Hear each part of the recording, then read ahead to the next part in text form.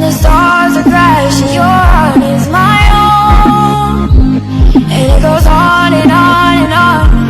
Love goes on and on and on. Oh yeah, oh my darling, would you take me away? Take me away. And it goes on and on and on. Love goes on and on and on. I don't wanna wake up on my American dream. Baiklah, adapun topik pembahasan untuk video pembelajaran kita kali ini yaitu yang pertama, dasar pengenaan PPN, yang kedua, cara perhitungan PPN, yang ketiga, perhitungan PPN untuk aktiva yang semula tidak dijual, dan yang keempat ada perhitungan PPN untuk kegiatan membangun sendiri, yang kelima perhitungan PPNBM, dan yang keenam ada contoh kasus perhitungan PPN dan PPNBM. Untuk topik yang pertama mengenai dasar pengenaan PPN. Dasar pengenaan PPN merupakan istilah yang mengacu pada penggunaan nilai tertentu sebagai dasar perhitungan untuk menentukan besaran pajak pertambahan nilai atau PPN yang harus dipungut. Nilai yang digunakan sebagai dasar pengenaan pajak PPN ini tidak hanya satu macam, sebab pengenaan pungutan PPN tidak bisa dipukul rata antara barang kena pajak atau BKP dan jasa kena pajak atau kita sebut JKP. Untuk BKP sendiri memiliki lebih dari satu nilai yang digunakan sebagai dasar pengenaan pajak PPN. Demikian juga dengan JKP yang juga tak hanya berlandas satu nilai saja untuk menentukan dasar pengenaan pajak PPN tersebut. Untuk selanjutnya ini ada jenis-jenis dasar pengenaan pajak PPN. Yang pertama, harga jual sebagai dasar pengenaan pajak PPN, yang dimana penggunaan harga jual sebagai dasar pengenaan pajak PPN ini didasarkan atas pasal 1 ayat 18 Undang-Undang Pajak Pertambahan Nilai dan Pajak Pertambahan Nilai atas Barang Mewah. Dalam Undang-Undang PPN dan PPNB, yang dimaksud dengan harga jual adalah nilai berupa uang. Yang kedua ada pergantian sebagai dasar pengenaan pajak PPN, yaitu dalam Undang-Undang PPN dan PPNBM, Pasal 1 ayat 19, yang dimaksud dengan penggantian nilai berupa uang, termasuk semua biaya yang diminta atau seharusnya diminta oleh pengusaha karena penyerahan JKP, ekspor JKP, dan ekspor BKP tidak berwujud, tetapi tidak termaksud PPN yang dipungut menurut Undang-Undang PPN dan PPNBM, serta potongan harga yang dicantumkan dalam faktur pajak. Dan yang ketiga ada nilai import dan ekspor sebagai dasar pengenaan pajak PPN. Nah, pengertian nilai import dalam Undang-Undang PPN dan PPNBM Pasal 1 ayat 20 adalah nilai berupa uang yang menjadi dasar perhitungan bea masuk ditambah pungutan berdasarkan ketentuan dalam peraturan perundang-undangan. Nah, dan yang keempat ada nilai lain sebagai dasar pengenaan pajak PPN. Nah, yang dimaksudkan dengan penggunaan nilai lain yaitu untuk mengidentifikasi dasar pengenaan pajak PPN yang bisa dikenakan pada beberapa transaksi tertentu, khususnya yang berada di luar klasifikasi dasar pengenaan pajak PPN pada umumnya. Untuk materi selanjutnya mengenai berdasarkan PMK nomor 75 garing PMK 03 garing 2010, kategori perhitungan nilai lain sebagai dasar pengenaan pajak PPN adalah sebagai berikut. Yang pertama, untuk pemakaian sendiri menggunakan harga jual atau pengganti setelah dikurangi laba kotor. Yang kedua, untuk pemberian cuma-cuma menggunakan harga jual atau penggantian setelah dikurangi laba kotor. Yang ketiga, untuk penyerahan film cerita menggunakan perkiraan hasil rata-rata per judul film. Dan yang keempat, untuk penyerahan produk hasil tembakau sebesar harga jual eceran.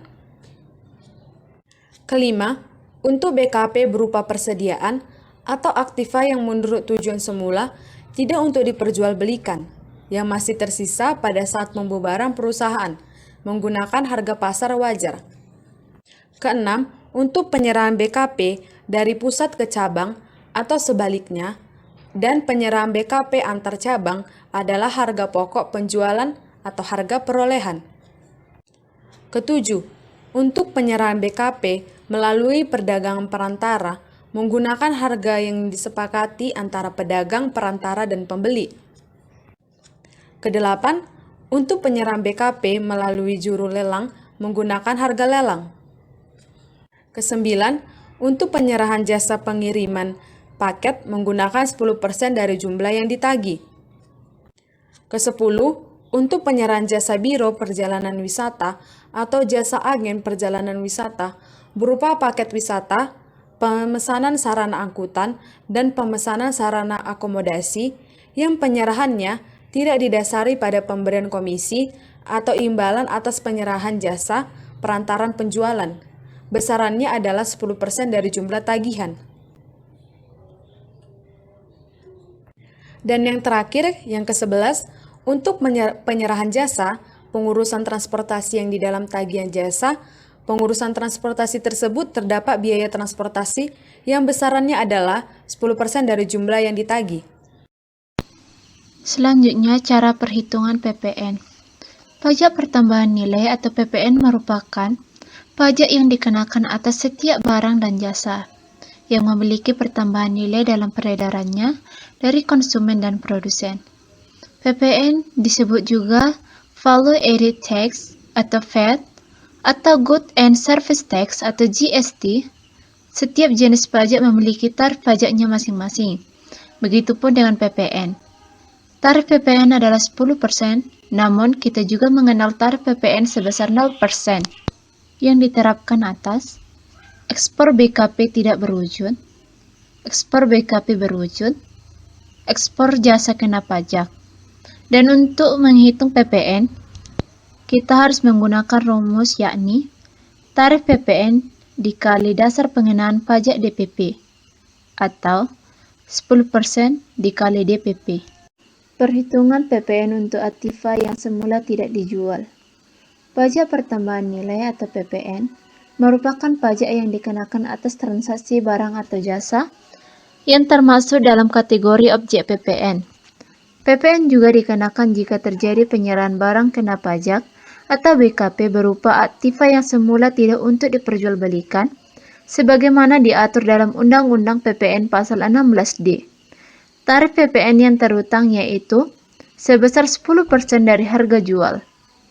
Menurut Undang-Undang PPN Pasal 16D, PPN dikenakan atas penyerahan barang kena pajak berupa aktiva yang menurut tujuan semula tidak untuk diperjualbelikan oleh pengusaha kena pajak, kecuali atas penyerahan aktiva yang pajak masukannya tidak dapat dikreditkan.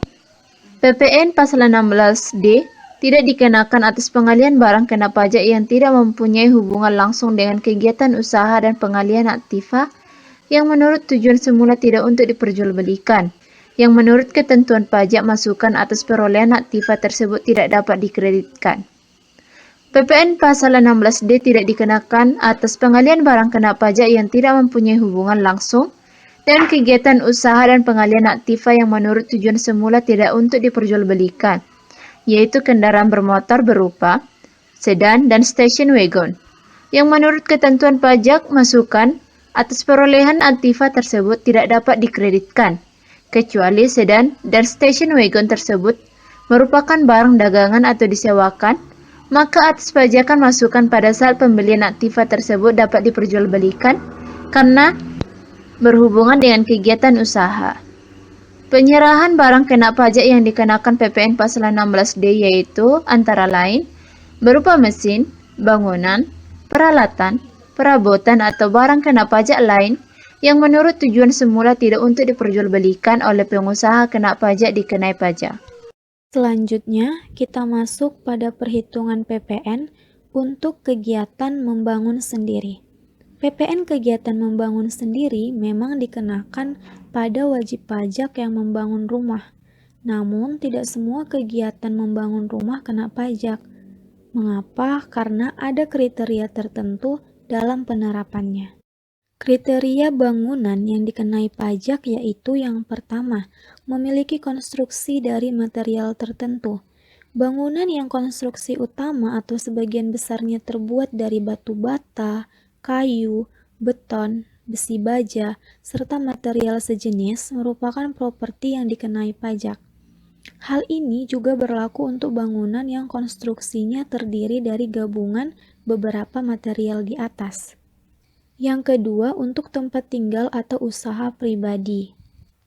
Bangunan Anda berstatus kena pajak jika digunakan sebagai hunian maupun tempat usaha pribadi, misalnya membuka warung, toko, bisnis jasa, dan lain sebagainya. Yang ketiga, memiliki ukuran tertentu. Bangunan pribadi dinyatakan kena pajak jika luas seluruhnya mencapai lebih dari 200 meter persegi. Bagaimana sih cara menghitung PPN membangun sendiri? Cara menghitung tarif PPN untuk kegiatan membangun sendiri telah ditetapkan dalam Pasal 3 PMK nomor 163 tahun 2012. Untuk menghitung PPN kegiatan membangun sendiri, wajib pajak harus mengetahui dasar pengenaan pajak yang merupakan semua biaya yang dikeluarkan untuk membangun properti tersebut, misalnya material, tanah, dan bayaran pekerja. Nah, selanjutnya, wajib pajak tinggal menghitung berdasarkan tarif PPN sebesar 10% dari dasar pengenaan pajak tersebut. Tapi, jika sudah memiliki tanah dan tinggal membangun rumah, dasar pengenaan pajak adalah 20% dari jumlah biaya material serta upah pekerja. Adapun ilustrasi soalnya, yaitu pada tahun 2013, Tuan B memutuskan membangun rumah seluas 400 meter persegi. Nah, biaya yang dikeluarkan adalah 150 juta untuk material dan 60 juta rupiah untuk upah pekerja. Nah, cara penyelesaiannya yaitu, maka pajak membangun sendiri yang harus dikeluarkan adalah 10% dikali dalam kurung 20% dikali 150 juta, yaitu biaya yang dikeluarkan untuk material, ditambah 60 juta yaitu biaya untuk upah pekerja. Kita selesaikan terlebih dahulu bagian dalam kurung, yaitu hasilnya 42 juta rupiah. Lalu 42 juta rupiah ini kita kalikan 10%, maka hasilnya adalah 4.200.000 rupiah. Maka pajak membangun sendiri yang harus dikeluarkan oleh Tuan B sebesar 4.200.000 rupiah. Selanjutnya kita akan membahas mengenai materi bagaimana cara menghitung PPNBM atau pajak penjualan atas barang mewah, yaitu setelah mengetahui tarif PPN dan PPNBM di atas, selanjutnya mari kita mempelajari bagaimana cara perhitungan PPNBM. Salah satu rumus mudah untuk menghitung PPN adalah sebagai berikut.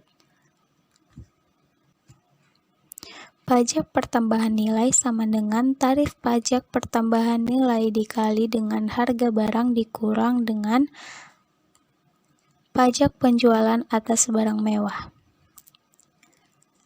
Dan tarif khusus pajak penjualan atas barang mewah atas ekspor BKP tergolong mewah yaitu sebesar 0%.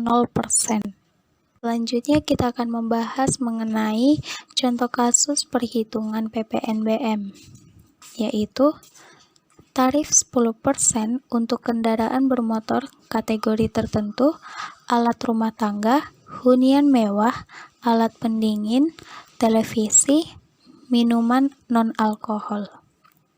Dan pada tarif 20% yaitu pengusaha kena pajak D mengimpor barang kena pajak yang tergolong mewah dengan nilai impor sebesar 5 juta rupiah dan barang kena pajak yang tergolong mewah tersebut selain dikenai PPN yang dikenai PPNBM misalnya dengan tarif 20%. Nah, perhitungan PPN dan PPNBM yang terutang atas impor barang kena pajak yang tergolong mewah tersebut adalah sebagai berikut. Dasar pengenaan pajak senilai 5 juta rupiah dan pajak pertambahan nilai sama dengan 10% dikali 5 juta rupiah dengan total 500.000 rupiah dan pajak penjualan atas barang mewah, yaitu 20% dikali 5 juta rupiah dengan total 1 juta rupiah. Untuk tarif 35% yaitu, kemudian PKPD menggunakan BKP yang diimpor tersebut sebagai bagian dari suatu BKP yang atas penyerahannya dikenakan PPN 10% dan PPNBM dengan tarif misalnya 35%. Oleh karena PPNBM yang telah dibayar atas BKP yang diimpor tersebut tidak dapat dikreditkan, maka PPNBM sebesar 1 juta rupiah dapat ditambahkan ke dalam harga BKP yang dihasilkan oleh PKPD atau dibebankan sebagai biaya. Misalnya, PKPD menjual BKP yang dihasilkannya, maka perhitungan PPN dan PPNBM yang terhutang adalah sebagai berikut. Terdapat dasar pengenaan pajak sebesar 50 juta rupiah. Dan terdapat pajak pertambahan nilai senilai 10% dikali 50 juta rupiah dengan total 5 juta rupiah.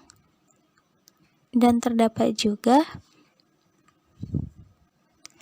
pajak penjualan atas barang mewah 35% dikali 50 juta rupiah dengan total 17.500.000 rupiah.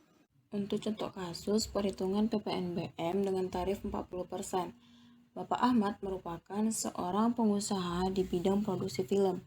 Pada suatu saat, beliau membeli sebuah mobil sport mewah dengan harga 900 juta rupiah. Berdasarkan DPP, mobil tersebut terkena tarif PPNBM sebesar 40%. Lalu, berapakah nilai uang yang harus dibayarkan Bapak Ahmad untuk membawa masuk mobilnya ke Indonesia? Maka PPN sama dengan tarif PPN dikali dengan harga barang dikurang PPNBM. Maka PPN sama dengan 10% dikali 900 juta rupiah dikurang 900 juta rupiah dikali 40%. Maka PPN sama dengan 10% dikali 900 juta rupiah dikurang 360 juta. Maka PPN sama dengan 10% dikali 540 juta rupiah sama dengan 54 juta. Berarti total harga mobil yang harus dibayarkan oleh Bapak Ahmad sebesar harga mobil ditambah dengan PPN ditambah dengan PPNBM.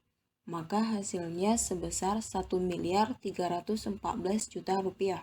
Untuk barang kena pajak tergolong mewah yang dikenakan PPNBM 50%, kelompok pesawat udara selain yang tercantum di atas kecuali untuk keperluan negara atau angkutan udara niaga seperti helikopter, pesawat udara dan kendaraan lainnya selain helikopter, kelompok senjata api dan senjata api lainnya kecuali untuk keperluan negara, senjata artileri, revolver dan pistol, senjata api atau selain senjata artiler, revolver dan pistol, dan peralatan semacam itu yang dioperasikan dengan penembakan bahan peledak. Sedangkan untuk barang kena pajak yang tergolong mewah yang dikenai PPNBM dengan tarif 75% adalah kelompok kapal pesiar mewah kecuali untuk keperluan negara atau angkutan umum, seperti kapal pesiar dan kendaraan air terutama yang dirancang untuk pengangkutan orang, kapal feri dari semua jenis kecuali untuk kepentingan negara atau angkutan umum, dan yacht kecuali untuk kepentingan negara atau angkutan umum. Selanjutnya ada contoh kasus perhitungan PPN. PT Cindai merupakan PKP yang menjual BKP pada PT ABC dengan harga 50 juta rupiah. Maka PPN terutang yang perlu disetorkan adalah PPN terutang sama dengan 10% dikali 50 juta sama dengan 5 juta. Jadi, PPN 5 juta rupiah menjadi pajak keluaran yang dipungut PT Cindai dari PT IBC adalah sebesar 5 juta rupiah.